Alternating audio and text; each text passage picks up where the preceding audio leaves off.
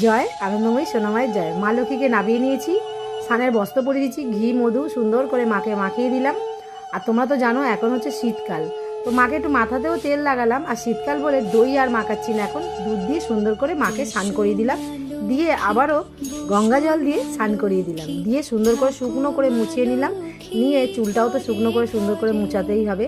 দিয়ে মাকে একটা সুন্দর দেখে লাল পেরে শাড়ি পরিয়ে দিলাম, তো ভীষণ সুন্দর লাগছে মাকে। আর দেখো মায়ের চুলটাও সুন্দর করে লাগিয়ে দিলাম, দিয়ে মাকে সিঁদুর পরিয়ে দিলাম, দিয়ে একটা টিপ পরিয়ে দিলাম।